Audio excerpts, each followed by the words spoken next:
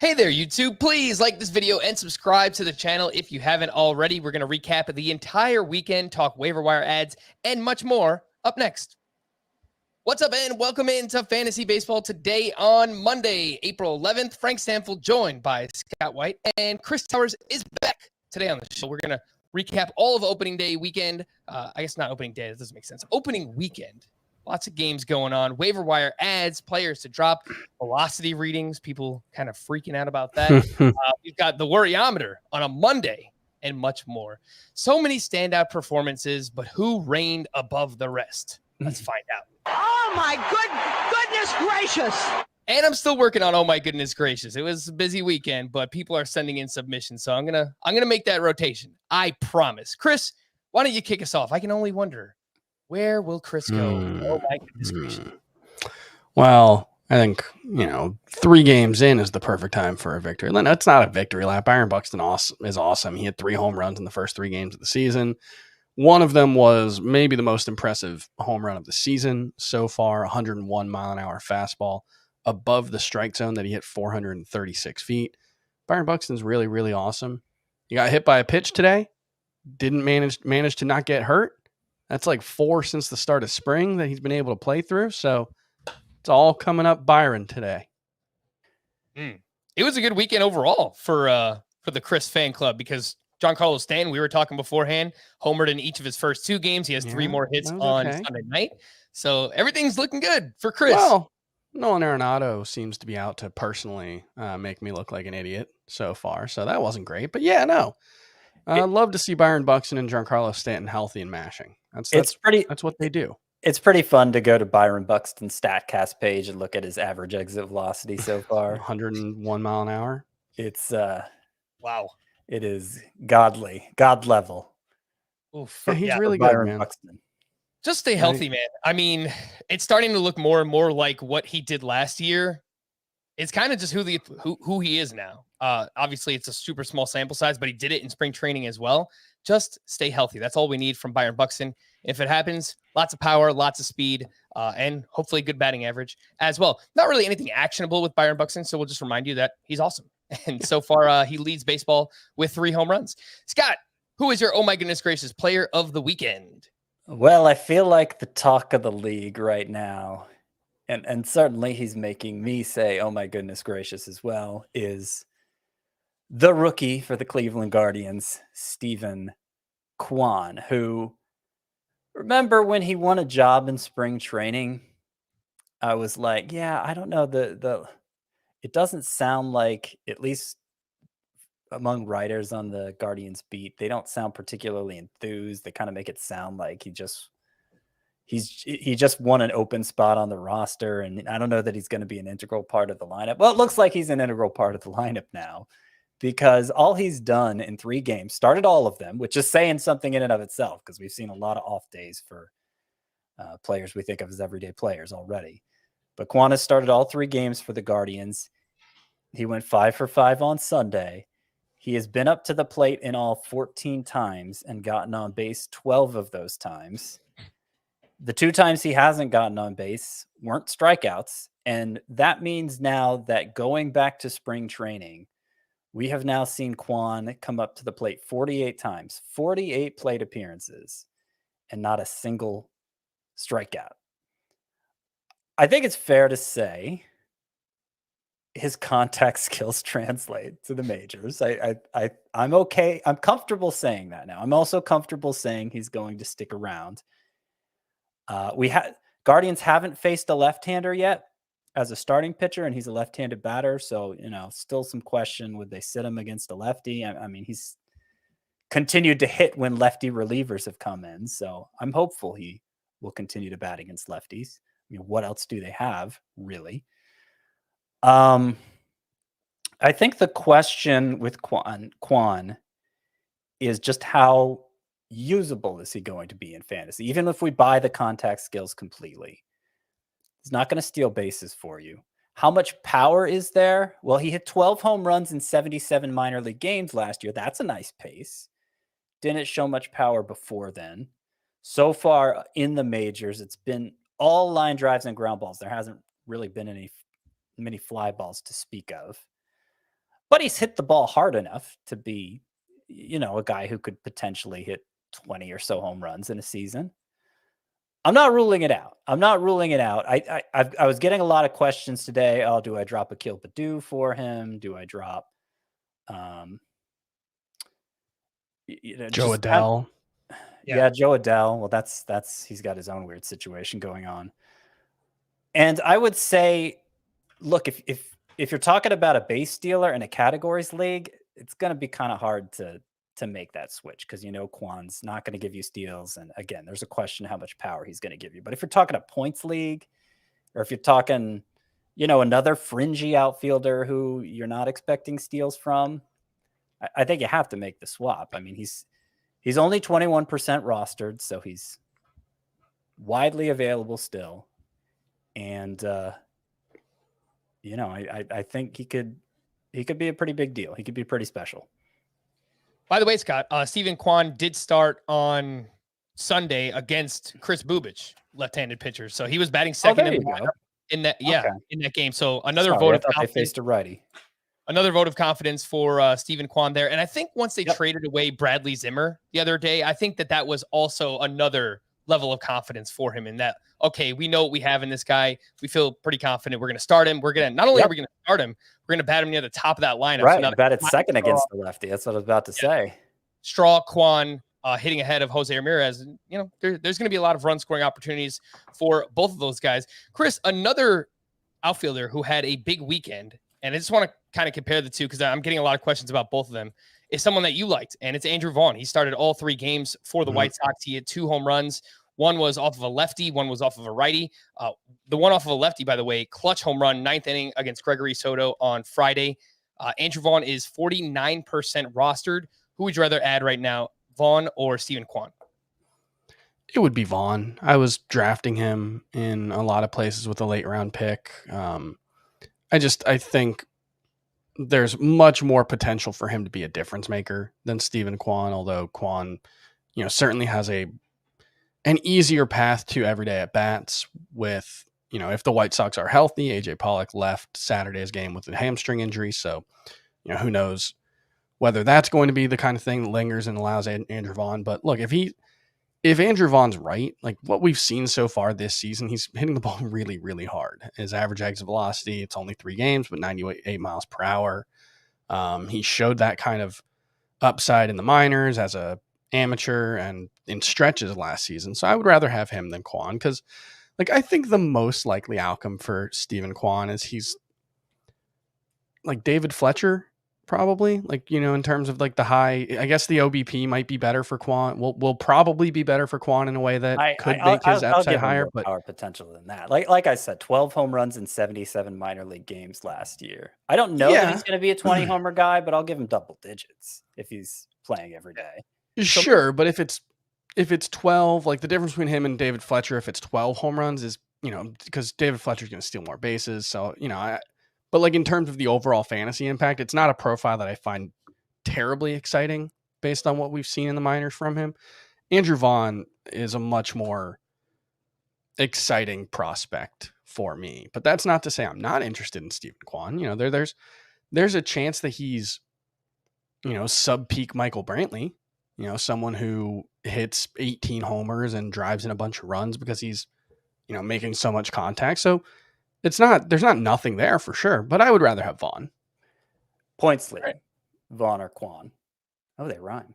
Vaughn or Kwan? Vaughn or Kwan in a points league. I would still go Vaughn. I would still go Vaughn. I think the overall upside is higher, but again, it's not selling Kwan short. I like him. I like him a lot too. So. Roster space is limited, and while Vaughn is platooning, I'm just not sure how much I'm willing. Vaughn hasn't struck out either. Vaughn started all 3 games this weekend too, Scott. So I don't know if he actually is platooning. I thought he sat for Gavin Sheets on which day was it? I think their second game. I think he got in the lineup because maybe he came in early after Pollock left the game. AJ Pollock left? Yeah, Pollock did leave that game. Yeah, Vaughn was not in Saturday's lineup. Correct. All right. Well, but the ideal version of Andrew Vaughn is also someone who doesn't strike out very much and hits for power. So Scott, I'll throw one more name in the mix here with these two. Connor Joe, of course. Got to talk about Connor Joe. Hit a home run on Saturday. He stole a base on Sunday. He played all 3 games this weekend. We didn't know exactly what the playing time would look like. We were hopeful that he would play every day. And so far, he's done that. He hit 6th against the 2 righties he faced, and then he led off on Sunday against Julio Urias, who is a lefty. So 32% rostered is Connor Joe. How do you rank those 3? Vaughn, Kwan, Joe. I think I would say Joe, Vaughn, Kwan. Sounds like an actual name. I agree with that. Until we see the playing time shake out for Vaughn, like I feel like Vaughn is the least playable of the 3 right now. And in Joe's case, if there's a full week away from Coors Field, you might sit him. Although they are at Coors Field this week, right? 4 games at Coors Field this upcoming week, and the other 2 are at Texas against bad pitchers. So yeah, I do like Connor Joe for this upcoming week. But yeah, no, I mean, my biggest concern for Joe was just how much would they play him. And it seems like they're as committed to playing him as any team is committed to playing to anybody, because like I said at the top, we saw a lot of guys get days off over the weekend. All right. Oh my goodness gracious. For me, I want to talk about one of the most added starting pitchers right now in fantasy baseball, and that is Kyle Wright, who went up against the Cincinnati Reds on Saturday. He threw 6 shutout innings, 2 hits, 1 walk, 6 strikeouts. He had 12 swinging strikes on 76 pitches, 8 of those 12 swinging strikes on the curveball, which the velo on that pitch was up 3 miles per hour. The velo on his sinker was up 1.2 miles per hour compared to last year. And he used that curveball nearly 41% in this start. Last year, that was only 14%. So, Chris, that's something that stands out to me right away. The velo up for Kyle Wright and using this curveball more than we've ever seen before. He was kind of just like 2 pitcher-ish in the start on Saturday. So I don't really know what the overall upside is, but he's available. He's widely available, only 27% rostered. What are your thoughts on Kyle Wright? Well, the problem with Kyle Wright in the past has been walks, and I believe he walked 1 in this outing. He had 1 walk in spring training in like 9 innings. So that's a good sign. And maybe it's something where, the sinker curveball combination, which he threw 84% of the time today, after I think he was like 25 to 30% with those 2 pitches last season. Maybe that's something that's allowed him to throw strikes more consistently. And if that's the case, people have always liked the stuff with Kyle Wright. So I don't know. I think it's worth taking a look at. I can't say I'm breaking the bank for him where he's available. I put in like a 9% bid in one of our leagues. So, I don't know if I'll get him, and I'm not beating the door down, but yeah, it's certainly interesting. Certainly someone who's worth a look. Yeah, and again, I mentioned he's a popular ad right now, and in leagues with Fab that I play in, my 12-team Tout Wars League, he went for $143 out of a $1,000 Fab budget on Sunday night. In my 15-team main event in the NFBC, he went for $122 out of 1,000. So people are being aggressive right now with Kyle Wright. Just to put that into context, these are leagues where like Kyle Wright is the best player available. These are leagues where Stephen Kwan's already gone, right?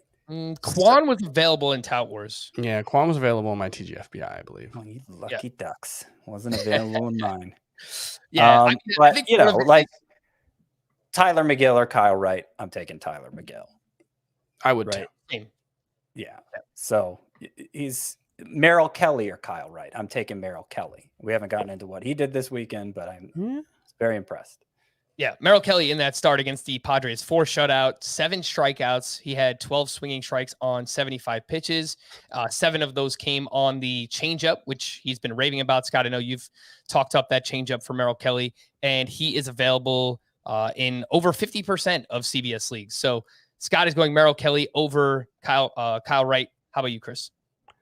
I guess I would go Kelly over Wright. I don't feel super strongly about it. This is the difficult thing about what we're doing right now, even more so than a normal opening weekend, is like we're going off 4 innings for Merrill Kelly. Well, his spring training was pretty good and the velocity was up, but it's still a small sample. There's like a ton of strikeouts. We saw Mitch Keller. A ton of strikeouts. Mitch Keller was throwing harder. He still wasn't good. So, velocity is not everything. It's important. It's valuable. I'm just saying, like, I dispute that. I Mitch wish Keller we had a wasn't larger good. sample size with these. I am not willing to drop Mitch Keller after that first start. There I'm were not enough positive necessarily signs. willing to drop Mitch Keller either. I'm planning on writing about this tomorrow. And what I would say is I'm not going to have a long leash for him. If I get one more bad start from Mitch Keller, I'm okay dropping him. So let's talk about Mitch Keller, not to be confused with Merrill Kelly. So he allowed 4 earned runs in 4 innings. So bad ERA. Velocity was up 2.4 from last year's, what we expected. Topping out at 99. He got 9 whiffs on his 70 pitches. And his xERA for the start was 3.44. So I think Chris is trying to say something. It's fine. It's fine. It's enough. It's enough It's for me fine. to maintain some optimism. I think. I'm just saying. So what I would say is, with regards to someone like Mitch Keller, he isn't nearly given that the baseline level for him has been so bad. I need to be impressed by him, and I was not impressed in the first start. He still looked more or less like the Mitch Keller he's always been, just with more velocity. That's not to say he will be that forever. It seems like he kind of got BABIP'd in this start because he only allowed 2 hard hit balls. Sure, the exit velo wasn't as bad as it has been. Would you drop Mitch Keller for Kyle Wright? No. Would you drop Mitch Keller for Merrill Kelly? Probably not. I wouldn't. I would do it for Tyler McGill, though. Yeah, I think that's agree fine. with you. Yeah. All right. One other name I wanted to include in this mix was Kyle Gibson, who had a fantastic start himself against the Oakland A's. The thing is, every time a pitcher faces Oakland, you're just going to have the little asterisk next to it because the Oakland A's lineup, as we've highlighted, is terrible. But Kyle Gibson went 7 shutout, 2 hits allowed, 0 walks, 10 strikeouts, 16 swinging strikes on 82 pitches. And he used his cutter nearly 26% in the start last year. That was 15%. He's still 60% rostered, and he's at Miami this week. So even if you don't love him long-term, great matchup this week against the Miami Marlins. So, Chris, where would Gibson rank amongst Merrill Kelly and Kyle Wright? I would say behind them. I would take the flyer on the guys with potential upside. Yeah, I didn't see anything here from Gibson that made me think he's this transformed pitcher. He does this occasionally. Yeah. So, he'll have some good starts. He'll have some bad starts. So those numbers will probably come out looking like they normally do. He will probably be more useful than Kyle Wright this season. You're just hoping that Kyle Wright can be more than useful. Right. Yeah, and I think the roster percentage kind of reflects that too, Chris. I think a lot of people picked up Kyle Gibson for the start against Oakland, which makes a ton of sense. I think you should be streaming many pitchers against the Oakland A's this year, and I would be okay holding on to him for the second start against the Marlins. If nothing else, Gibson will be a strong streamer this upcoming season. Just a few other names here I wanted to mention quickly. Zach Plesac, 5 2/3 shutout. Brad Keller, 6 shutout, opposing him against the Cleveland Guardians. They're both no, I'm lying. Zach Plesac is 83% rostered. Why? Why is that a thing? Brad Keller is 16% rostered. Any interest there? I frankly, I like Brad Keller more than Zach Plesac, but no, these are on a different category from the other pitchers we've talked about. I mean, Keller might be close to Gibson. He's had good years in the past. Last year was kind of a disaster. I noticed his slider velocity was way up in this start, and that is his best swing and miss pitch. So I could see Brad Keller. We got to specify which Keller. I could see Brad Keller being streamable this year, but he's not. This isn't the sort of upside play you should be making off the waiver wire this time of year. Something I do want to watch with Brad Keller, he threw his changeup 14.5% in this start. Last year, that was 6%. And I read an article over on The Athletic where the whole Royals pitching staff worked with, I forgot what they called it or what the organization was, but like basically an outside company that came in and like basically helped them develop their pitches. And the changeup is one that they were talking up for Brad Keller. So just something to watch for now. You don't have to go and add him, but 16% roster. Let's throw him on the scout team. I got to give a shout out to my man, Sean Manaea, too. He just missed the cut here for me. Oh my goodness gracious. But 7 no-hit innings against the Arizona Diamondbacks, which seems like it's becoming pretty popular because Darvish went 6 no-hit innings the night before. 1 walk, 7 strikeouts. The fastball velocity, which I want to watch closely early on with Sean Manaea, 91.1 miles per hour. Last year was 92.1. So honestly, as great as the start was, it was fantastic. He looked awesome. He was getting a bunch of swings and misses out of the zone, a lot of first pitch strikes. There was nothing that really stood out for me. So as much as I love the start, there was nothing that really, I don't know, grabbed my attention. Was there anything for you guys? Can I throw one other pitcher who did pitch this weekend, but not in the majors, who might be worth adding over all of those guys? Mackenzie Gore? Mackenzie Gore. Tell me. Was awesome in his AAA debut. I think no walks in 5 innings, 7 strikeouts. Continuing what he did in spring training when he looked really good. Was the consensus top pitching prospect in baseball a couple of years ago before, his mechanics just got really messed up, and he seems to have figured things out.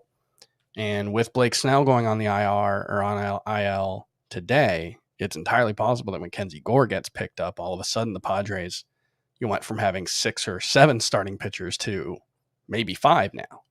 So, yeah, I'm hoping Mackenzie Gore, after a really impressive AAA debut, gets the call. And I think he would be, I guess if I had to make a decision on Tyler McGill or Mackenzie Gore right now, I would pick up Tyler McGill. But if you're asking who has more upside, I don't think there's any question it's Mackenzie Gore. Mm-hmm. Yep. All right, let's just put a bow on this conversation just in case, for people following along. Scott, rank Gore, Kyle Wright, Tyler McGill, Merrill Kelly. In terms of how much I want to roster them, I would say Gore. I would go Gore over McGill. And then what were the other 2 names? Kyle Wright and Merrill Kelly. Merrill Kelly and then Kyle Wright, 4th. All righty. Let's get into the news and notes. Before we do that, join our Fantasy Baseball Today Facebook group if you haven't already. Lots of people asking questions, and we try to get to as many questions, emails as we possibly can. I answer those in my downtime, but there are lots. So if you want to join our community and ask along over there, there's people constantly helping each other out. So again, that's facebook.com/groups/fantasy baseball today. News and notes. Lucas Giolito exited his start on Friday with a low abdominal strain. He's expected to land on the IL and miss 2 starts. Blake Snell, you already mentioned, Chris, scratched from Sunday's start with left adductor tightness and likely headed to the IL. We just spoke about Mackenzie Gore, that awesome first start he had in the minors. Go out and add him if he is available in your league. Ryan Yarbrough will be placed on the IL with a groin injury of his own. The Tampa Bay Rays haven't mentioned a replacement yet, but obviously they can get creative and maybe go with an opener or something like that. Francisco Lindor was hit in the face with a pitch on Friday. X-rays were negative, and he seems fine because he hit a home run and he stole a base on Sunday in the same game. Sock in his shoes. Let's go. Francisco Lindor, my man.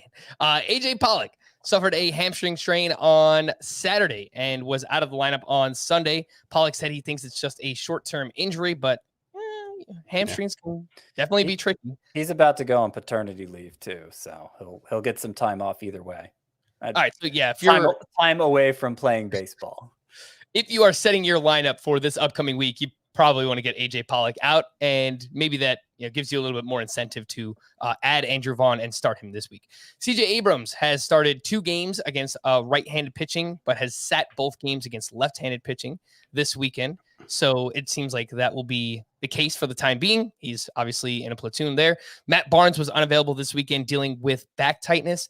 I saw that Jake Diekman closed that game out for the Red Sox, and he did so successfully. I think he struck out at least 2 batters. It might have been 3, but he looked awesome. So on Sunday? Yes. Yeah, he struck out all 3. All right. So Jake Diekman, a name to potentially add in deeper category leagues. John Gray was placed on the IL Saturday with a blister. The Giants called up outfield prospect Elliot Ramos on Sunday. He hit 6th, and he went 2 for 3 with a run scored. He is just 12% rostered in CBS leagues right now. And Chris, I know before we started, you were talking about Ramos and how you're pretty interested in him. What do you think about him versus like Kwan and Connor Joe and Andy Oh, he's Kwan? behind all those guys. I mean, yeah, I was talking about him for like a 15-team league, so it's not necessarily like I'm, breaking the bank for him either. And I was hoping to kind of get him for cheap in a 15-team league. But yeah, I mean, the thing is, the Giants, even if he was on the roster for good moving forward, that's no guarantee he would play every day. That's a team that loves to platoon and play matchups. So, but he's interesting. He's got a pretty interesting skill set. I don't know if he's, necessarily a must roster, but I want to keep an eye on him. It doesn't seem like he has one standout trait, but maybe a jack of all trades kind of guy. Last year he hit 254 in the minors, 14 homers, 15 steals, so some power, some speed. I think again in any 15-team 5 outfielder leagues, maybe even 12-team 5 outfielder leagues, if you want to take a shot on power and speed, Elliot Ramos is the name there. That's spelled Heliot. Ian Happ left Saturday's game after getting hit by a pitch on his knee, and he was not in the lineup on Sunday. So, Scott, I believe you had Ian Happ as one of your sleeper hitters. I'll have to see if he's good to go early on. Yeah, I usually take out anybody with an injury when I update that list on Sunday, but I left him in because I saw on the Cubs official website, David Ross says he should be available for the series that begins on Tuesday. Team has an off day Monday. So, off to a hot start, and they get 4 games at Colorado later in the week. All right. Brian Hayes was back in the lineup Saturday and Sunday after leaving opening day with a thumb injury. He had multiple hits on both Saturday and Sunday. Lucas Sims will begin a rehab assignment this week, and what a mess, Scott. I mean, the Cincinnati Reds, they're just doing Cincinnati Reds things. I don't know. I don't know that it's a mess. I don't know. That's the truest thing I could say about it. But my hunch is, considering Tony Sentien, who got the first save, he was warming up in the bullpen. When was it? Thursday? Yes. When it became a save situation, the Braves scored 2 runs in the 8th and made it a save situation. Sentien was already warming up, so he came in and got the save. Art Warren hadn't been used until Sunday because they didn't have a save situation Friday or Saturday. Art Warren had yet to make his season debut until they were faced with a very conventional build up to the 9th inning on Sunday, 6-3 lead. Santien came in for the final out of the 7th, pitched the whole 8th, and then Art Warren came in, season debut, worked a very quick 9th, gave up a single, double play, got a strikeout. And I don't know, that leads me to believe more than anything, it's just the fact they didn't use Art Warren in their first 3 games because they never had like a normal, okay, we're going into this inning, it's going to be a save situation, let's get our closer up. They hadn't faced that situation yet. And when they did, it seemed like they were saving it for Art Warren, preserving that situation for Art Warren. So, Lucas Sims could come back and throw a wrench in everything, but considering David Bell never really got behind him as the closer last year, I think Art Warren's definitely the guy to have in that bullpen. Okay, so no longer interested in adding Tony Santien. Not unless it's a saves plus holds league. All right, fair enough. Miles Straw signed a 5-year, $25 million contract extension with the Cleveland Guardians. Pirates pitching prospect Roansy Contreras was recalled on Friday. He's expected to pitch out of the bullpen while he gets stretched out. He is 14. I'm stressed out right now. 14% rostered is Roansy Contreras. Chris, would you be looking to add Contreras anywhere? Probably only in a 15-team league at this point. Okay. Or yeah, I mean, NL only. Really strong numbers in the minors last year, but I don't know how aggressive they're going to be in terms of like how many innings they're going to let him throw on a per start basis. Some lineup notes I wanted to mention. Joe Adell, talked about him a little bit earlier, but let's talk about it again now. He started just 2 of the Angels' 4 games this weekend, once against a lefty and once was against a righty. He sat against Justin Verlander and Jake Odorizzi. Joe Madden explained that prior to Taylor Ward's injury, he was slated to be the team's starting right fielder with Brandon Marsh and Joe Adell platooning in left field. That was the plan, supposedly. Yeah, and apparently he followed it up by saying that with off days, he expects to get all three of those outfielders 450 at bats. So, maybe it's not as crazy as it sounds, but I don't know why you have your top prospect up in the majors to be the weak side of a platoon. Your top two prospects. Yeah, true. That platooning with each other. And favorite, but here's the crazy thing is Ward isn't healthy. He's on the IL, and yet he's still only played Adell against the handed pitchers the Angels have faced. So that is not a recipe for success for Adell, and obviously not a recipe for using him in fantasy. And I don't want to give up on Adell because there's tons of upside here, and it might only take, it might just take a couple good games in a row from him, and suddenly he's an everyday player. But he hasn't forced the issue yet. 7 strikeouts in his first 9 plate appearances, but I'm not dropping him yet. I think in 3 outfielder leagues. Oh, sure. But he was to consider it. Right. But he was fringy in a 3 outfielder league, even for us who liked him. Yeah. Yeah.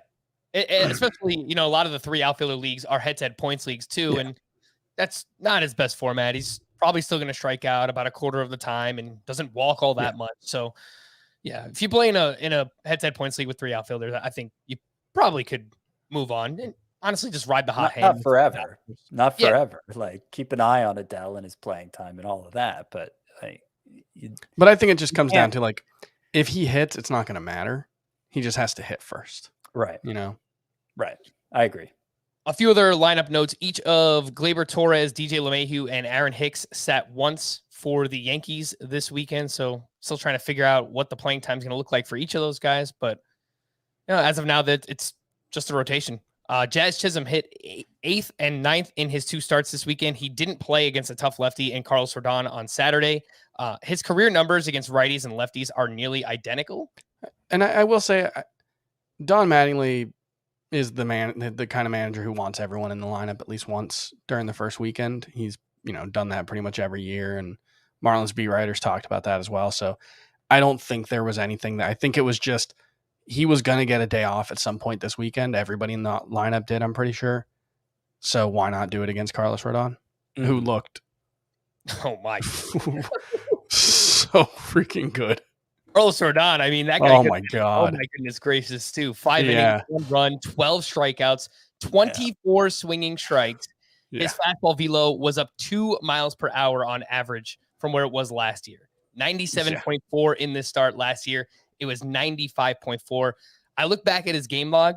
There were only 3 starts where he averaged more than 97 miles per hour out of his 24 starts last season. So only 3 times he did that. And he did that on opening day. So maybe he was just super jacked up, but either way, he looked amazing. Yeah. He looked well worth a qualifying offer. I do agree with Chris's assessment though about Jazz Chisholm's playing time and for our hand wringing now about Joe Adell and I did some for Andrew Vaughn earlier. But putting that aside, for the most part, I'm not going to be that stressed about anybody who didn't play every single game this weekend. Particularly coming off the short spring training, there's been some talk about. Scott, you're kind of breaking up. The concern with Jazz would be that he hit 8th and 9th. I think that's a legitimate concern. Jorge Soler's batting leadoff for the Marlins. But the getting a day off, I don't think Jazz Chisholm is at risk of being a platoon player or anything like that. Yeah, I hope not. Scott, how are we doing? I don't know. You're still breaking up, Scott. Maybe back out of the room and then join back in, and hopefully we'll get you back on track here. Let's take a quick break, and when we return, I do have another waiver wire hitter I want to ask Chris about. We'll do that here on Fantasy Baseball Today. All right, we are back, and I want to ask you about Jeremy Pena, Chris, someone I know you drafted in our For the People League, and this weekend was pretty impressive for him. 6 for 16. He hit his first career home run on Friday. He is 70% rostered on CBS leagues. And the top 4 most added shortstops in CBS they're all pretty intriguing. It's CJ Abrams, Bryson Stott, Jeremy Pena, Gavin Lux. I think I like Pena the most just because I feel the most confident in his playing time. What do you think? Yeah, absolutely. I think there's a decent chance that Stott and Lux are both platoon bats unless they just light the world on fire. Pena's going to play every day. Abrams looks like a platoon bat as well. I think you can make a case for Abrams ahead of Pena in a roto league specifically because of the stolen base potential, but I also think there's a chance that he's just, up for a couple of weeks and just doesn't play enough and they send him down. That seems entirely possible to me. Obviously, it depends on whether he hits. But yeah, I think Pena would probably be the one I would want most out of those four. I'm trying to keep Abrams stashed everywhere I can for the upside. Yeah, the stolen base upside alone makes him, even in points leagues. I mean, in theory, he's not going to strike out as much as Pena, who's struck out a lot already and doesn't have good plate discipline overall. So, like, I definitely feel like Abrams is the upside play here, but they're not ready to play him against lefties yet. And maybe, like you said, Chris, he just won't hit well enough, period, and get sent down. But I've invested in him in a lot of leagues. Mhm. I just want to plant it on my bench until I see how this plays out, because the upside is considerable, more than Pena has, I think. quality of contact stuff for Pena is somewhat encouraging so far. He's hit the ball well. 107 max exit velocity is not incredible. But like for reference, like Stephen Kwan was 103 so far, or 101. So, it is still at least a little better than that. But that's the big question with Pena, because he's basically only hit for power in one 30-game stretch in his career. And it was at the end of last season when he came back from a wrist injury. So that's the big question. But the playing time is safe enough for him that I'm, certainly above Gavin Lux and Bryson Stott. All right, in deeper leagues, a few names that I was targeting in my 15 teamers, they might be available in some AL and only. Jurickson Profar, he had a big weekend. He hit a home run on Friday, grand slam on Sunday. He's got 7 games this week. Brad Miller went 4 for 11 with 2 home runs. He's now on the Texas Rangers and leading off against right-handed pitching in the game that he started against righties. So, I mean, batting ahead of Marcus Semien and Corey Seager, there's some intrigue there for me. And then Diego Castillo with the Pittsburgh Pirates, he went 3 for 5 with 2 runs scored on Sunday. All 3 of these are 11% rostered or less on CBS. Scott, any interest in deeper leagues in these names? Profar, Miller, Castillo. I think Profar is the least interesting of them. I have interest in the other 2. Brad Miller, he's not going to play against lefties. So I think no matter how hot he gets, he's probably best left for those deeper leagues.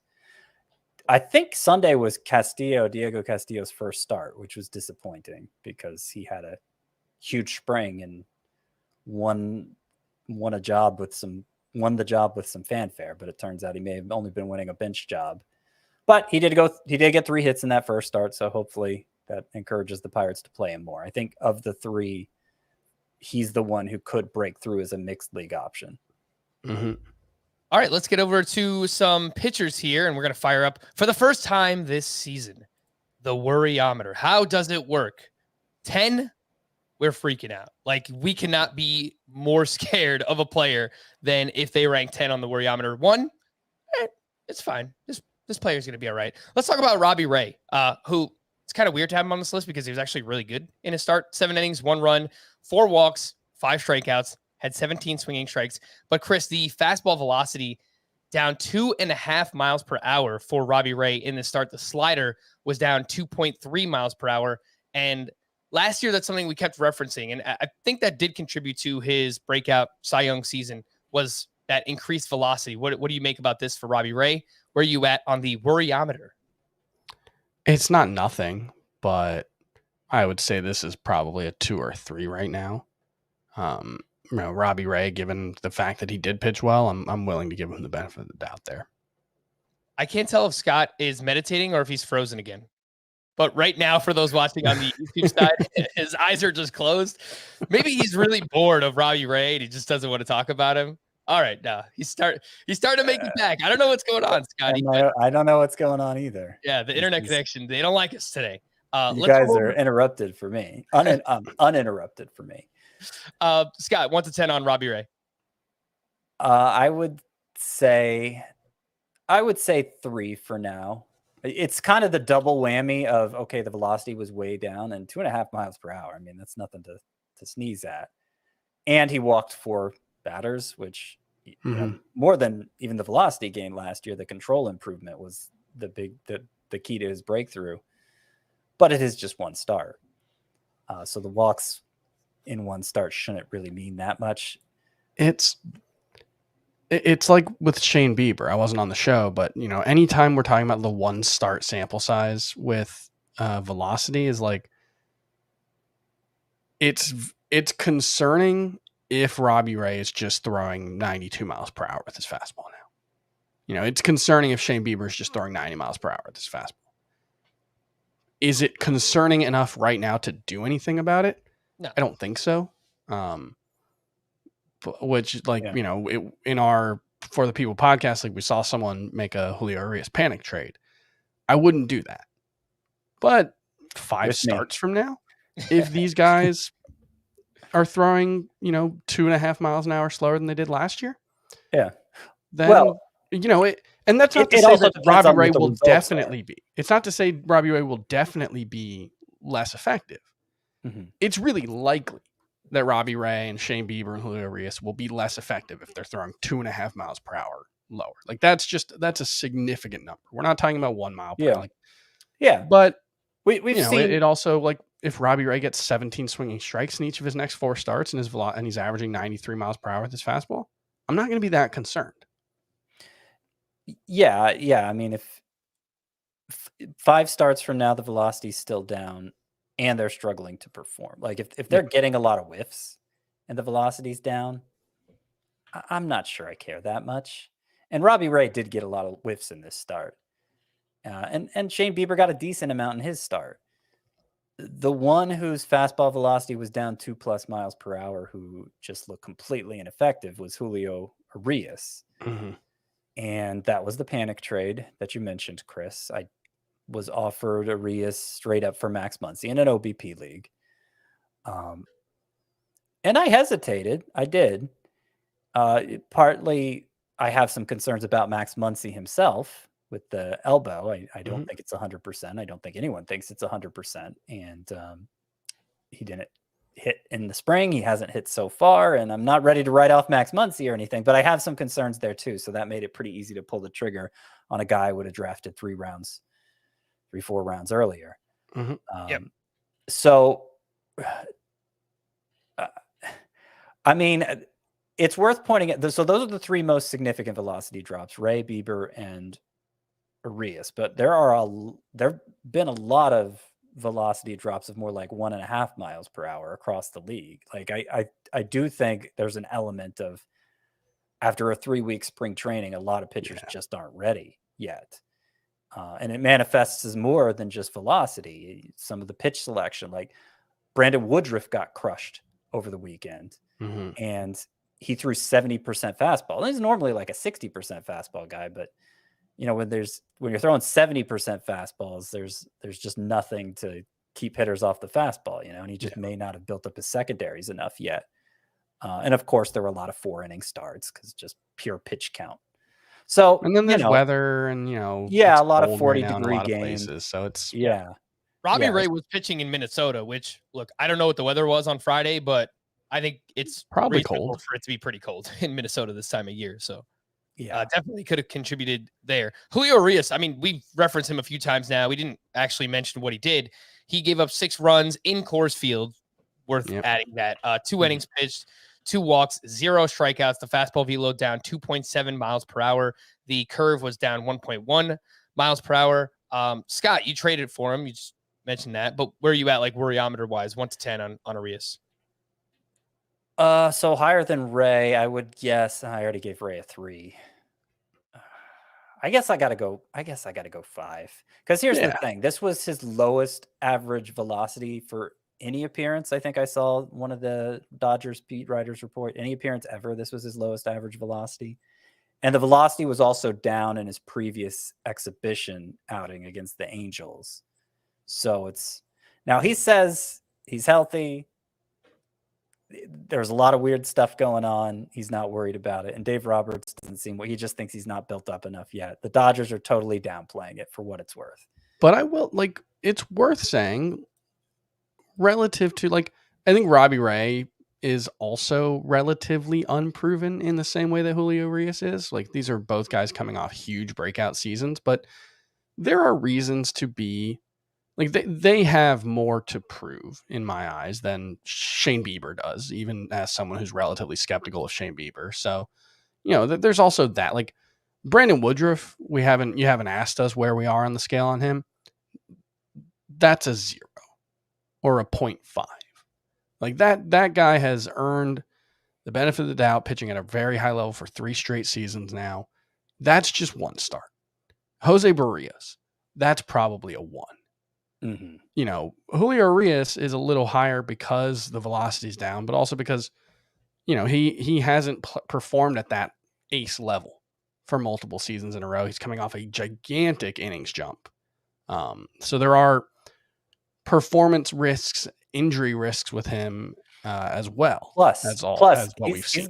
He's got a lower margin for error because he's not a big bat misser. Yeah. Now, I was fine with it because the track record, a lot of it in relief, consistently showed him as a low xERA guy. But it's also Coors Field, so there's a lot of factors involved. Yeah. Yeah, sure. Lots of moving parts here. Chris, would you bench Julio Urias this week at home against the Cincinnati Reds? Not against the Reds. Okay, how about Jose Barrios? You mentioned that you're not worried about him. He's at the Yankees this week. I probably wouldn't bench him, but I'm not thrilled that that's his next matchup. Yeah.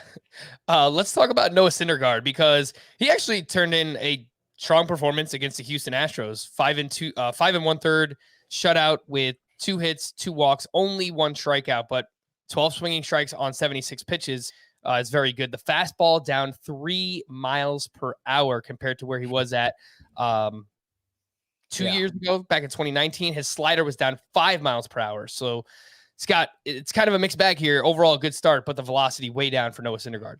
Yeah, I mean it's pretty worrisome. The results were good throughout spring training, and like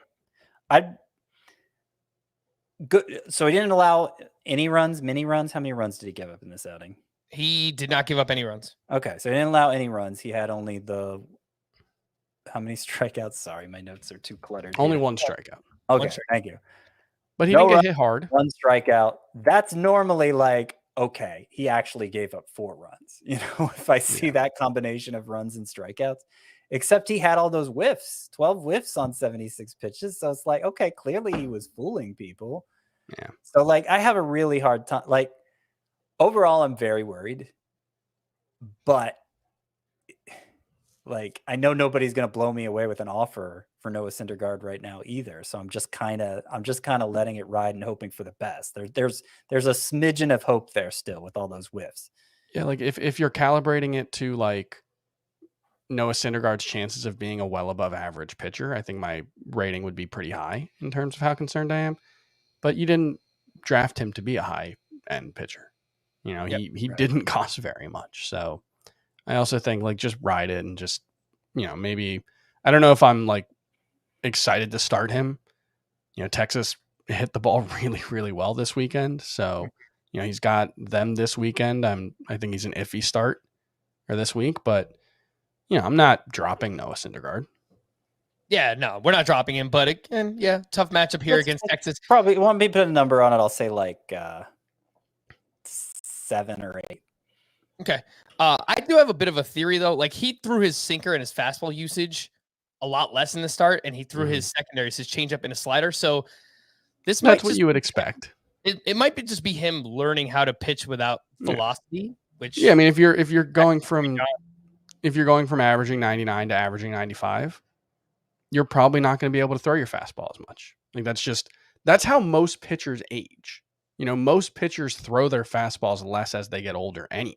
Which comes along with throwing lower velocity. So it's also like some guys can't manage that. Like Matt Harvey, when he was throwing 94, 95 instead of 97, 98 was terrible. So it's just a question of whether Noah Syndergaard can overcome that. And I think the jury's very much still out. All right, I want to talk about velocity readings the other way now. Logan Gilbert made a start on Saturday, 5 innings, 1 run, 7 strikeouts. He had 14 swinging strikes on 85 pitches. His slider velo was up 3 miles per hour. His curveball and his changeup was up 5 miles per hour compared to last year. Again, that is Logan Gilbert. Carlos Rodon, we spoke about him earlier. And then German Marquez looked really strong against the Dodgers on Saturday. 7 innings, 1 run, 5 strikeouts. His fastball was up 1.2 miles per hour. His slider up 1.4. His curveball was up 1.8. Scott, any optimism here or any takeaways in general with Logan Gilbert and German Marquez with the velo up? I mean, the Gilbert thing means more to me because there was a whole storyline behind the harder slider this spring and working with Jacob deGrom and all of that. And the immediate returns were strong. German Marquez, I think, is always going to be pretty frustrating. Now, he managed to do this at Coors Field against the Dodgers, but we've seen him turn in impressive Coors starts. Coors Field, whether the start is good or bad, I don't think you can ever take anything from it. This has kind of been the thing with Coors Field, is just it's so different that, like, even if what he did in his most recent start was repeatable, even if it did have predictive power, I don't think it would have predictive power for him pitching anywhere else, because Coors Field is such a unique environment. And German Marquez is a unique pitcher because we've seen years, Chris, where he pitches great on the road, and then last year he was much better at home than he was on the road. And it's like trying to figure out how to use German Marquez is a nightmare. You have to pitch differently at Coors Field. It's not like, okay, it's Cincinnati and you just give up a lot of home runs because it's a small park. Your pitches move differently through the air. And so, like, it's actually like you have to pitch differently there. So there's nothing, like, I think German Marquez is very good. I just don't know if he'll be good for fantasy because of all of that. A few pitch mix changes I noticed this weekend. Luis Severino, he made a start Saturday against the Red Sox. He only went 3 innings. He allowed 2 runs, 5 strikeouts. Fastball velocity looked great. So, you love to see that for Severino. He used a new cutter 17% of the time, and he used his slider just 6% in the start.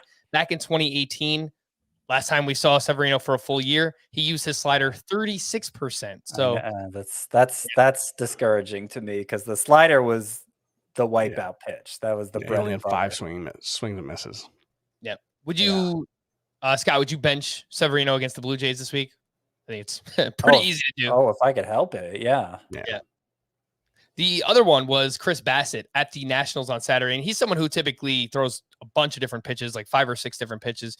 He looked great in this one. 6 shutout, 3 hits, 1 walk, 8 strikeouts. He used his slider nearly 25% in this start. Last year, that was 10%.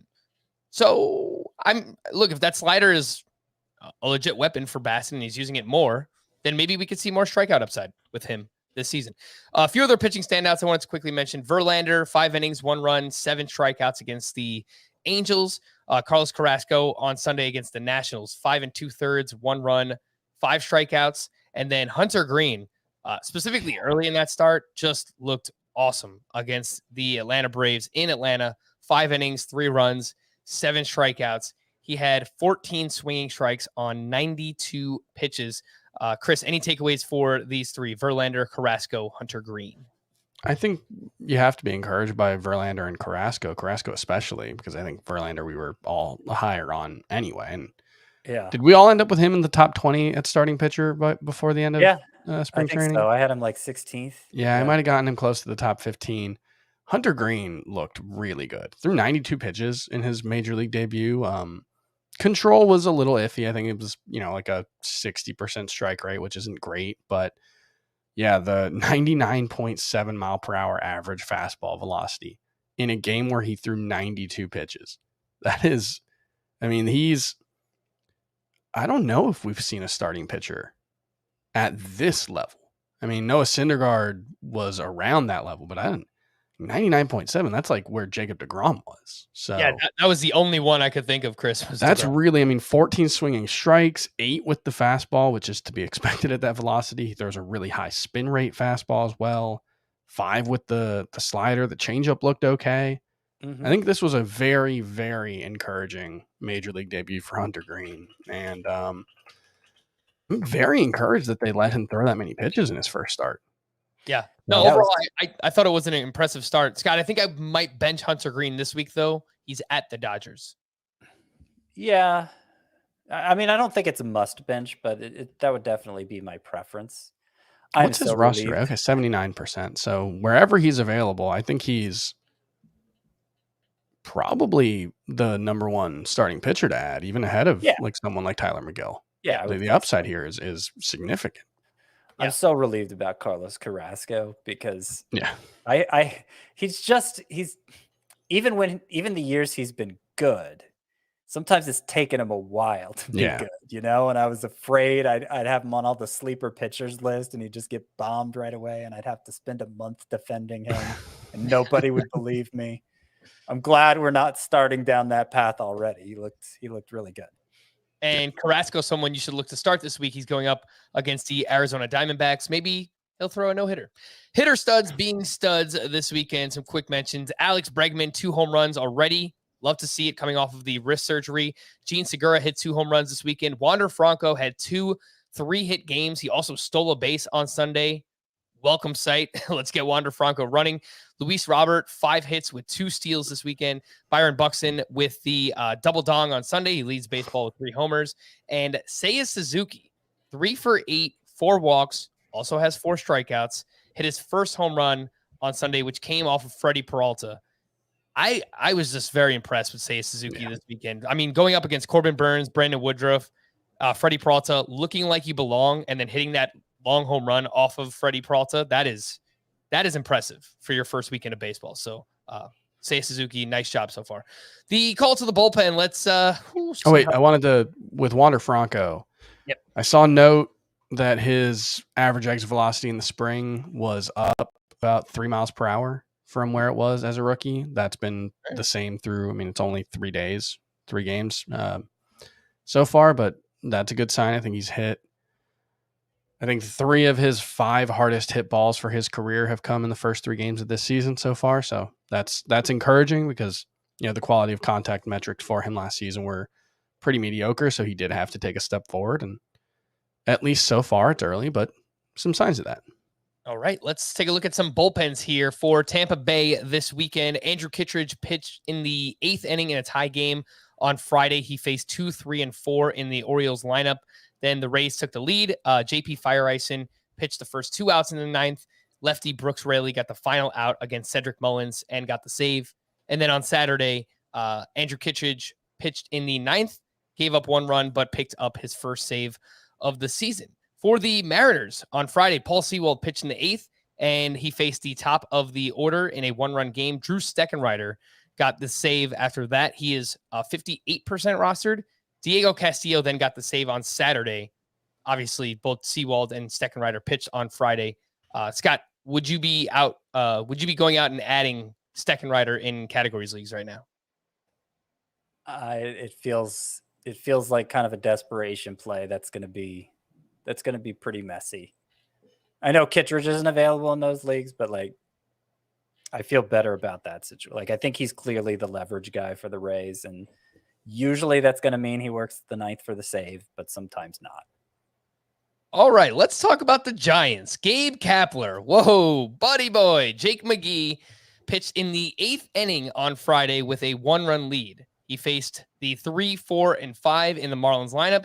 Camilo Doval got their first save opportunity, promptly gave up 3 hits and 3 runs. Then on Saturday, Jake McGee pitched in the 7th inning with the game tied. He gave up 2 hits, a run. He took the loss. Camilo Doval pitched 1 inning later in the 8th. And then on Sunday, Tyler Rogers pitched in the 8th inning. Dominic Leone got 2 strikeouts and picked up the save. Obviously, McGee and Doval likely not available because they pitched on Friday and Saturday.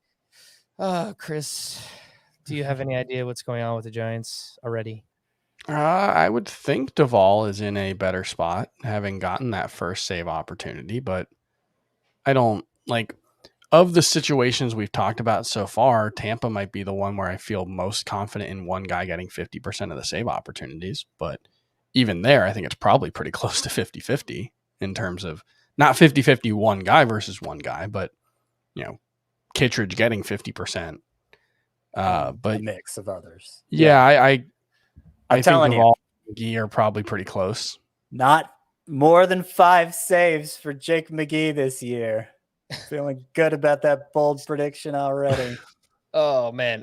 So you are going with Camilo Duvall to get the next save opportunity, Scott, for the Giants? Yeah, I presume he would have if he would have been available. But maybe Dominic Leone and striking out 2 for the save.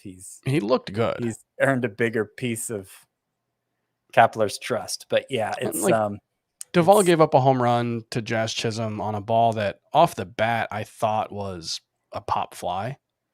And he's really strong, but it wasn't like he pitched incredibly poorly or anything like that. So yeah, I've been careful not to drop Duvall, even when he said McGee's the closer, which was clearly a lie. I've been careful not to drop Duvall. Yeah, I'm trying to, because there are a lot of, so like Anthony Bender's only 35% roster now. I'd drop Duvall for Bender. I'd drop any Mariners guy for Bender. Bender is the Marlins closer. Yeah. And he's only 35% rostered. Art Warren, who we talked about earlier, he's 32% rostered.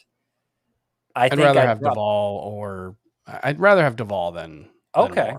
It's close, but I think I'd rather have Warren than Duvall. I think Sims is going to be the closer if he gets back relatively soon and looks okay. But that's more my faith in Sims than anything else. Okay. And then let's see. Oh, I don't know if he's further down here. Daniel Bard, 11% rostered. Now, here's the thing. He was terrible last year. He was pretty good the year before. His stuff certainly seems good. Like he throws 99. He struck out the side against the Dodgers at Coors Field to get that first save. And, clearly they decided he needed to be the closer over Alex Colomé, who has a much longer track record. So, I'd take him over any of the Mariners guys, I think. But I'd keep Duvall over him. I'd keep Art Warren over him. But Bard could be okay. We kind of liked him going in. I know you and I kind of liked him going into last year, Frank. Yeah, I drafted him. I drafted him a bunch, and then I think he wound up with like a 6 or 7 he was ERA. Yeah, he was terrible.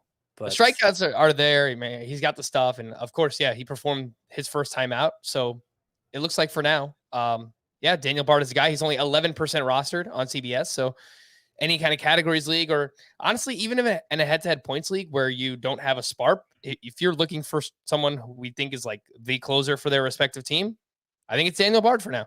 For the Padres, Bob Melvin said that Taylor Rogers is his closer, and he told the truth. 2 clean saves for Taylor Rogers on Friday and Saturday. We don't get that often nowadays, Scott. I get excited whenever it actually does happen. I believed Bob Melvin. Nice. Yeah. For the Minnesota Twins on Saturday, Tyler Duffy entered with a 1-run lead. He gave up 3 hits and 2 runs. He took the loss. Yohan Duran and Jorge Alcala pitched the day before, and both guys have looked pretty good thus far. For the Atlanta Braves on Saturday, Will Smith got the save, but that was because Kenley Jansen pitched the day before, and he gave up 3 runs on Friday. So that's why they went with Will Smith on Saturday. For the Nationals on Sunday, Tanner Rainey gave up a hit, but he picked up the save in a 2-run game. Kyle Finnegan pitched in the 8th inning. Chris, only 15% rostered here. I know coming into the season, we didn't really want to have anything to do with the Nationals, but Dave Martinez said he wanted Rainey to be the guy. He gets the first save. He's only 15% rostered. I'm kind of interested. I mean, I just don't think he's good, but if he is good, then he will probably be the closer moving forward. That's so yeah, sure.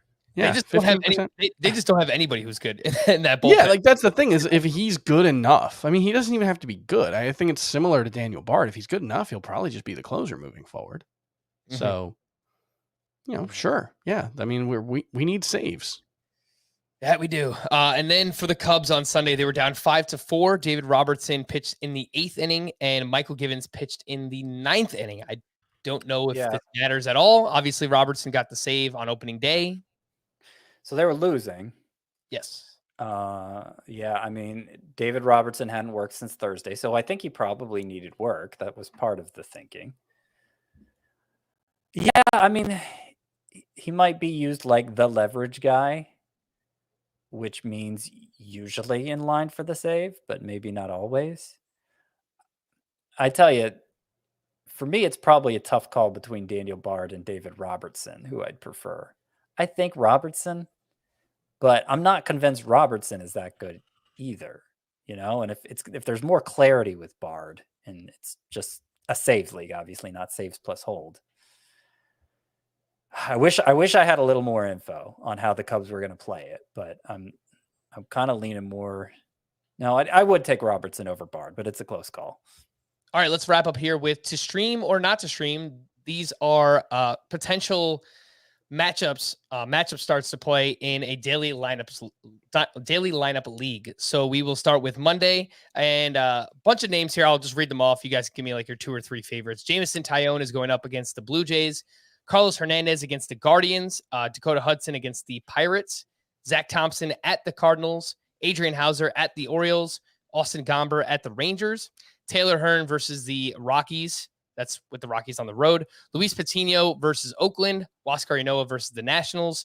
Dylan Bundy versus the Mariners. Michael Lorenzen versus the Marlins. Eliezer Hernandez at the Angels. And Nick Martinez at the Giants. Chris, do you have 2 or 3 names here that you like? I think Eliezer Hernandez, Luis Patino, although I have concerns about how much Patino is going to pitch because I don't think he pitched much in the spring. Those 2 stand out. And then I would say probably, I wish the matchup was better, but Zach Thompson I think is interesting. So I like Huascar Ynoa. I feel like we get him in there. Yeah, Ynoa versus Washington. Again, not sure how much he's going to pitch. Yeah. I was going to pick the 2 ground ball guys, Dakota Hudson against the Pirates and Adrian Hauser at Baltimore, because I at least trust them to keep runs off the board, Yeah.